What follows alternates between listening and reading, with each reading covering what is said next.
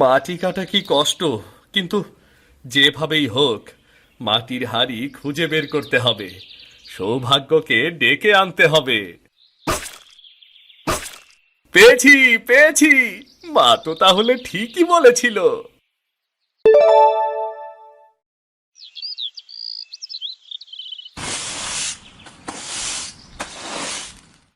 এই রামুটা যে কোথায় গেল না, কাল দাঁতেও বাড়ি ফেরেনি। ছেলেটা যে কি করে না, আমার আর ভাল লাগে না।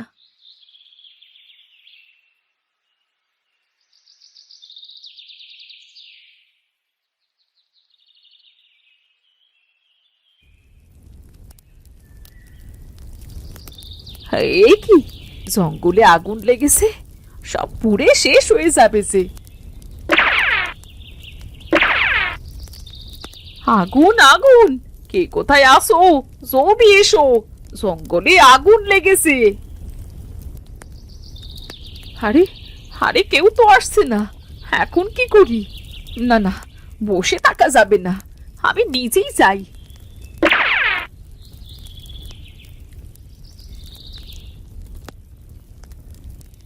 এ কি, এসব হচ্ছে কি?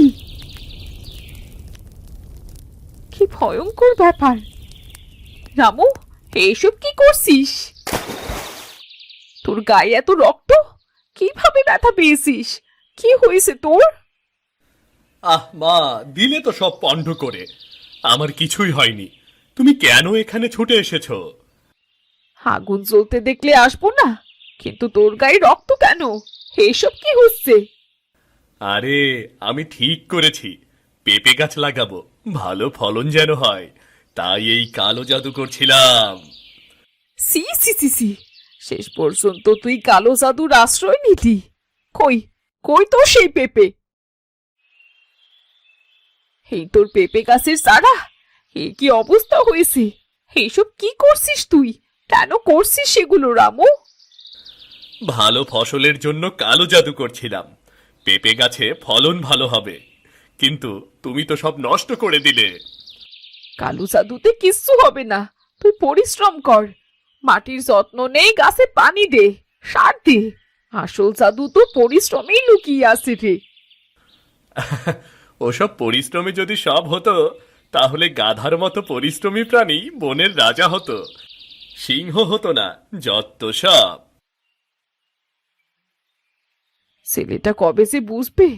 একদিন ঠিকই বুঝবে, সে পরিশ্রম ছাড়া সফল হওয়া যায় না। কি ভাবছেন এই কার্টুনগুলো কিভাবে বানাই? কোনো চিন্তা নেই। আমাদের অফিস এফএস ক্রিয়েশনে হাতে কলমে শেখানো হচ্ছে 2D অ্যানিমেশন। অনলাইন কোর্সে আজই জয়েন করুন। চাল তো শেষ হয়ে যাচ্ছে, কিছু টাকা যেভাবেই হোক জোগাড় করতে হবে, না হলে যে না খেয়ে থাকতে হবে। রামু, রামুটা যে গেল কোথায়? রামু, এই রামু!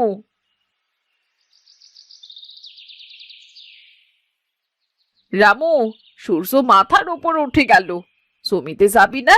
ধানের চারাগুলো তো কাল দেখে এলাম শুকিয়ে যাচ্ছে। মা, আজ গরমটা বেশি, কাল না হয় যাব। কাল কাল করে তো সবই শিখে উঠেছে। তোর বাবা মরে গেল, কোথায় তুই চাষবাস ঠিক মতো করবি, সংসারের হাল ধরবি? তা না, সবসময় সহজ রাস্তা খুঁজে বেড়াস।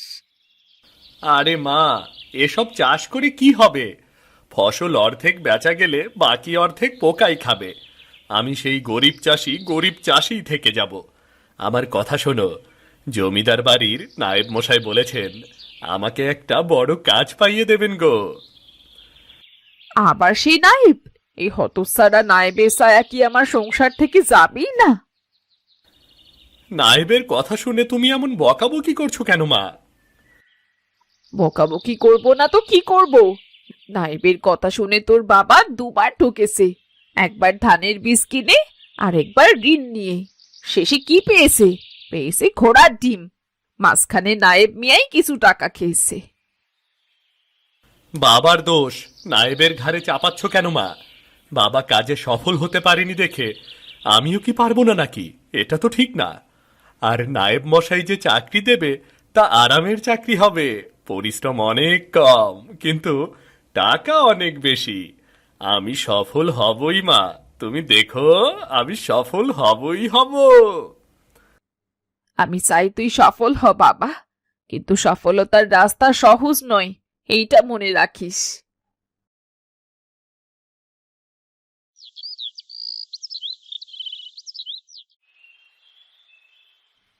সব কাজ এই বুড়ো বয়সে আমাকেই করতে হয়।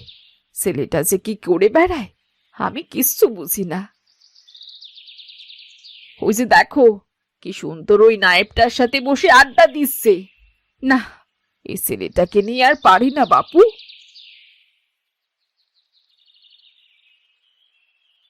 রামু, এই রামু, তুই এখানে বসে আড্ডা দিচ্ছিস?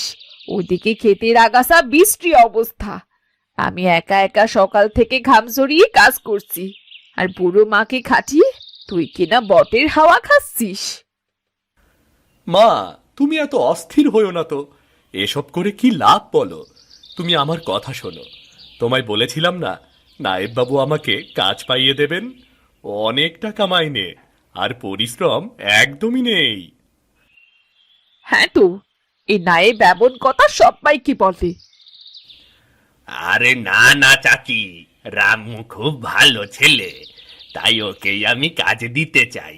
সবাইকে কাজ দেব, এত কাজ আমি কোথায় পাবো বলুন? হ্যাঁ মা, জমিদার সাহেবের কাছে একটা সহজ কাজ আছে বুঝলে। বসে বসে টাকা আসবে।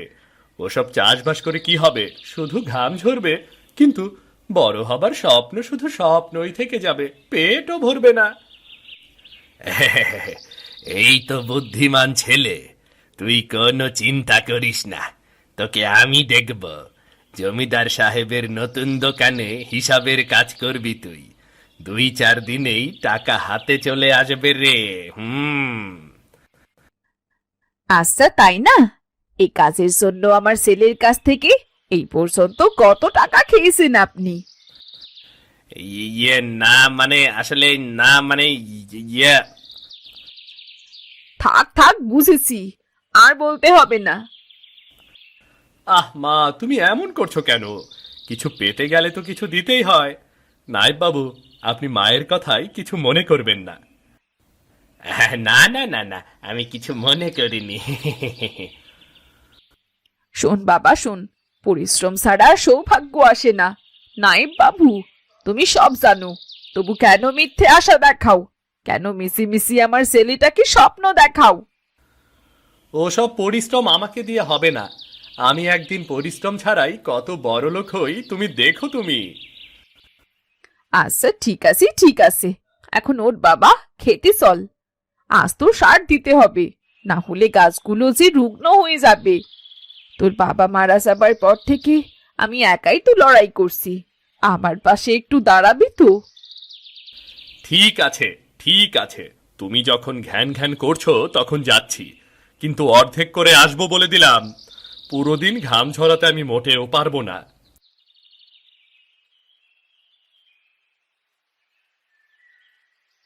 ওরে বাবারে, পরিশ্রম ছাড়া সফলতা না আসলেও পাওনাদার ঠিকই চলে আসে। কিসের ক্ষেতের কাজ, আমি পালাই পালাই আমি। রামু পালিয়েছে বুঝলাম, কিন্তু নায়েব বেটা, সে দৌড় দিল কেন? এই বেটা নিশ্চয়ই হরেনের সাথে গোলমাল পাকিয়েছে। কোথায় গেল, কোথায় গেল রামু আর নায়েব? দুটোকে একসাথে পেয়েছিলাম, একটুর জন্য ফসকে গেল। রামুটা তো টাকা ধার করেছে, আর বেটা নায়েব জাল দলিলের কাজ করে দেবে বলে টাকা নিয়ে ভেগেছে। ওদের হাতের কাছে পেলে। এই যে লতা ভাবি, আপনার ছেলে রামু টাকা কবে দেবে বলুন তো? 3 মাস আগে ব্যবসা করবে বলে টাকা ধার নিয়েছিল। নেয়ার সময় বলেছিল 2 দিন পরেই ফেরত দেবে। সামনে আবার আমার মেয়ের বিয়ে, কত খরচাপাতি আছে জানেন নাকি? আমাদের আরেকটু সময় দিন, আমি কথা দিচ্ছি, নিজের টাকা নিজে জোগাড় করে আপনার হাতে দিয়ে আসবো। আপনি রামুর মা, আপনাকে আসলে বলার কিছুই নেই আমার। তবে টাকাটা জলদি জলদি না পেলে সমস্যা হয়ে যাবে। তখন ভরা মজলিসে আপনার ছেলে কিন্তু অপমানিত হবে। ওকে বলে দেবেন, চললাম আমি, চললাম। হায় সৃষ্টিকর্তা, আমার রামুটা যে কবে বুঝবে, এইসব অপমান থেকে কবে যে মুক্তি পাবো।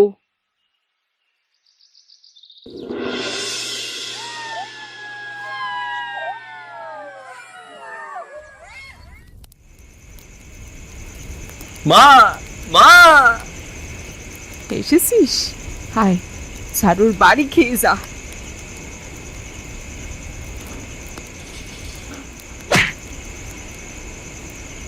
ও মা, তুমি আমাকে মারছো কেন গো মা? হ্যাঁ, তোর জন্যে পাওনাদাররা আমাকে দু কথা শুনিয়ে যায়। কি লজ্জা, কি লজ্জা! তোর জন্যে আমাকে লোকের কাছে ছোট হতে হয়। আরে তোমাকে আর ছোট হতে হবে না, আমি নতুন এক জিনিসের খোঁজ পেয়েছি গো। কিসের খোঁজ পেয়েছিস? আবার কি যন্ত্রণা শুরু করলি? আরে আমি একটা দারুণ জিনিস শুনেছি। গুপ্তধনের গল্প। কাশেম চাচা বলছিল এই গ্রামের নানান জায়গায় হাড়ি ভর্তি সোনা দানা মাটির নিচে লুকোনো আছে গো। আমি ওগুলো খুঁজে বের করে বড়লোক হয়ে যাব। আর কখনো খেতে যেতে হবে না, তোমাকে আর কষ্টও করতে হবে না মা। গুপ্তধন? হ্যাঁ রে, আমি তো ভুলেই গিয়েছিলাম। আমাদের বাড়ির পেছনেই তো একটা মাটির হাড়ি পোতা আছে। কি বলছো মা? হ্যাঁ, তোর পরদাদার পরদাদা বলে গেছেন ওটা নাকি এক জাদুকরের হাড়ি, অলৌকিক শক্তি সম্পন্ন। ওই হাড়ি নাকি সৌভাগ্য বয়ে আনে, কিন্তু ওটা জাদুকরের জিনিস, তাই ভয়ে কেউ শোয়নি। জাদুকর? মা তুমি গল্প বানাও, আমাদের বাড়ির পেছনেই এমন হাড়ি, একদম বাজে কথা।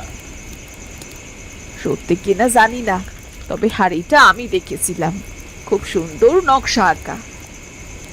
আচ্ছা, তাই বুঝি? হ্যাঁ, যারা পরিশ্রম করে তাদের সাফল্যের সময় হলে নাকি সেই নকশা মিলিয়ে যায়, তখন দারুণ উপহার পাওয়া যায়। কিন্তু নকশা মেলানো পর্যন্ত লক্ষ্য উদ্ধারের জন্যে কাজ করে যেতে হবে। তবে তবে কি মা? জাদুকরের জিনিস যতই সৌভাগ্য বই আনুক, কি ভয়ঙ্কর ব্যাপার লুকিয়ে আছে ওর মধ্যে তা কি জানে। কিন্তু তুই আবার ওসব ভারী খুঁজতে যাসনি জানো, দিনের বেলা তো একদমই না। সে কি কথা? সবাই রাতের বেলা এসব ভৌতিক কাজ করতে নিষেধ করে, আর তুমি দিনের বেলা হাড়ি খুঁজতে নিষেধ করছো? কারণ দিনের বেলাতে সে জাদুকরের জাদু নাকি বেশি কাজ করত। তুই কিন্তু সেই হাড়ি খুঁজিস না রামু, পরে কি থেকে কি হবে। আমি এসব খুব ভয় পাই। ঠিক আছে মা, তুমি কেঁদো না। আমি কখনোই ওই মাটির হাড়ি খুঁজতে যাব না মা। সত্যি তো? হ্যাঁ হ্যাঁ, সত্যি। কাল সকালে আমার প্রথম কাজ হবে সেই মাটির হাড়ি খুঁজে বের করা। দিনের বেলা যদি জাদুকরের জাদু বেশি কাজ করে তাহলে তো ভালোই, হাড়ির কাজ মনে হয় তাতে ভালো হবে।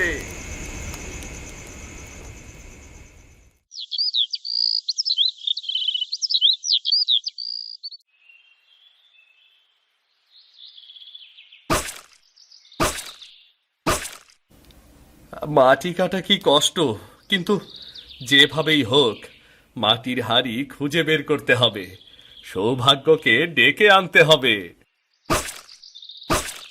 পেয়েছি, পেয়েছি!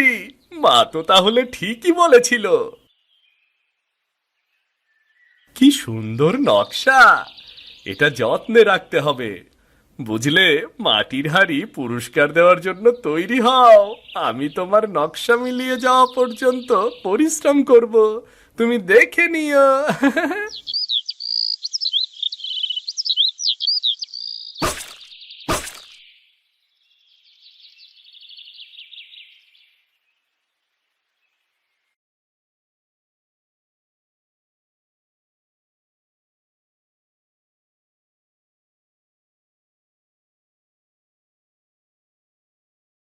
না, এখনো তো নকশা মিলিয়ে যায়নি।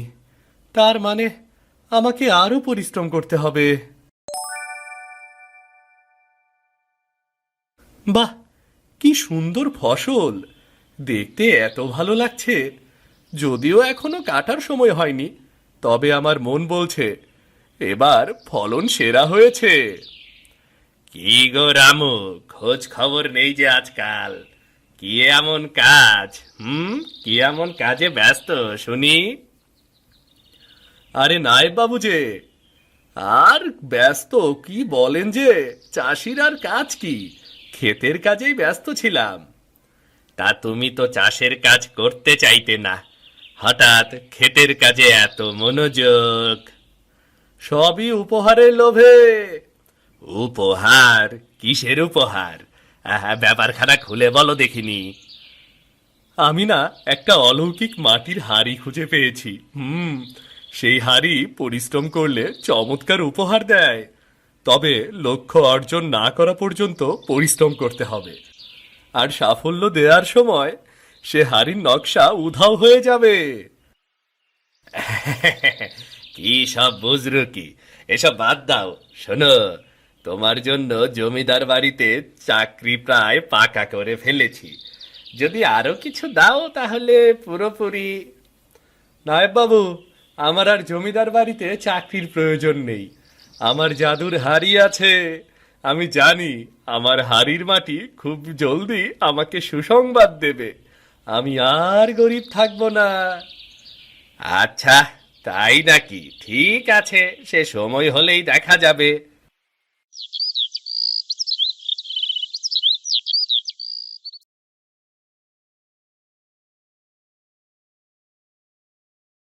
এ কি, আমার মাটির হাড়ি! আমার মাটির হাড়ি কোথায় গেল? আহ!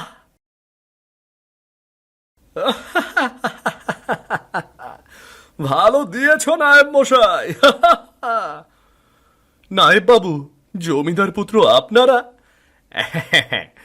খুব সৌভাগ্য সৌভাগ্য করে লাফাচ্ছিলি না? এই দেখ, তোর দুর্ভাগ্য চলে এসেছে। এই মাটির হাড়ি এখন আমার। আমি লক্ষ্য অর্জনের জন্য কাজ করে যাব। কাজে হবে, আবার এই হাড়িও আমাকে উপহার দেবে। আমি জমিদার পুত্র, অল্পতে কি আমার হবে? কিন্তু এই হাড়ি ঠিক কাজ করবে তো, নাকি এটা কেবলই গরিব চাষির মাটির হাড়ি? করবে না মানে? এই রামুর ক্ষেতে একটা আগাছাও গজাতো না, এখন সেই ক্ষেতে কি সুন্দর ফসল ফলেছে। সবই এই মাটির হাড়ির জন্য। আহা, তাহলে তো বেশ। চলো নায়েব, আমরা আর দেরি না করে আমাদের কাজ শুরু করে দেই। এই মাটির হাড়ি যখন আমাদের সাথে আছে, তখন আমরা সুষ্ঠুভাবেই কাজ শেষ করতে পারবো। কি বলো? যা বলেছেন ছোট সাহেব। চলুন চলুন, আমরা যাই, চলুন।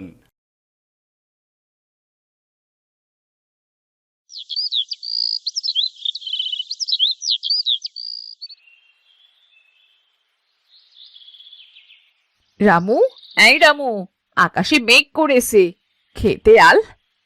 কি হয়েছে রামু, তুই কাঁদছিস কেন বাবা?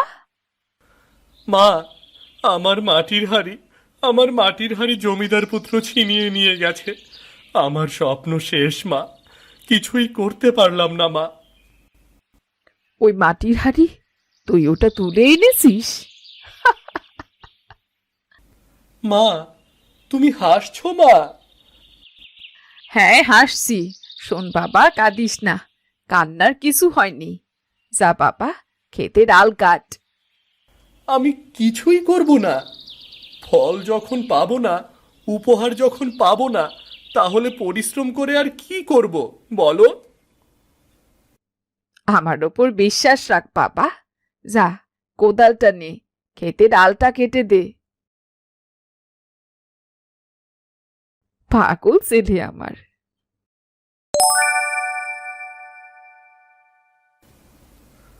মা, এত ফসল, এ যে অলৌকিক! কিন্তু আমি তো কিছুই করিনি। আর আমার কাছে তো মাটির হাড়িও ছিল না। এসব কিভাবে হলো মা? অলৌকিক নয় রামু, এ তোর পরিশ্রম। তুই খেতে ঘাম ঝরিয়েছিস, কষ্ট করেছিস। তোর হাতে ছোঁয়ায় ফসল হয়েছে, ওই মাটির হাড়ির তোর কোনো প্রয়োজন নেই। কিন্তু শোন তাহলে, ওই মাটির হাড়ি আসলে কিছুই না। তুই সবসময় সাফল্যের সহজ রাস্তা খুঁজতি না, পরিশ্রম তো করতেই চাইতি না। তাই আমি এই জাদুকরের গল্প বানিয়েছিলাম, নিজেই এই মাটির হাড়ি পুঁতে রেখেছিলাম। আমি জানতাম তুই এই মাটির হাড়ি ঠিক তুলে আনবি। আমায় ক্ষমা করে দিস বাবা, তোকে বানিয়ে গল্প বলা আমার একদম উচিত হয়নি। ছি ছি মা, তুমি ক্ষমা চাইছো কেন? তুমি আমায় এত বড় শিক্ষা দিলে, আমি তোমার কথা কত অবহেলা করতাম। আমি তোমার কাছে ক্ষমা চাইছি মা। তুই বুঝতে পেরেছিস, সেটাই যথেষ্ট।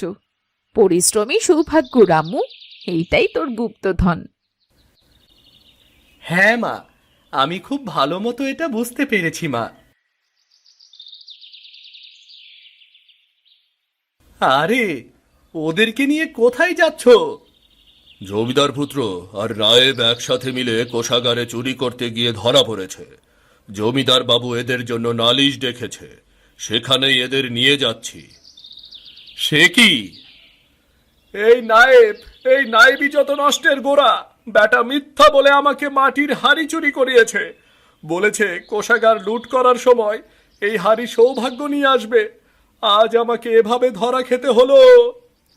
আমার কি দোষ? আমি তো নিজেই দেখলাম ওই মাটির হাড়ির গুণে রামুর ক্ষেত ভর্তি ফসল হয়ে গেছে। চুপ কর বেটা, তুই একটা গাধা। চলো চলো, মারামারি বন্ধ। দেরি হলে জমিদার বাবু তোমাদের আরো শাস্তি দেবে। তখন এই মাটির হাড়িও তোমাদের বাঁচাতে পারবে না।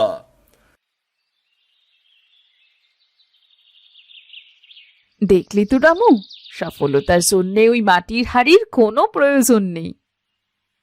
হ্যাঁ মা, তবে সফলতার জন্য আমার পরিশ্রম করা প্রয়োজন। এই তো লক্ষ্মী ছেলে, এইবার বুঝতে পেরেছিস।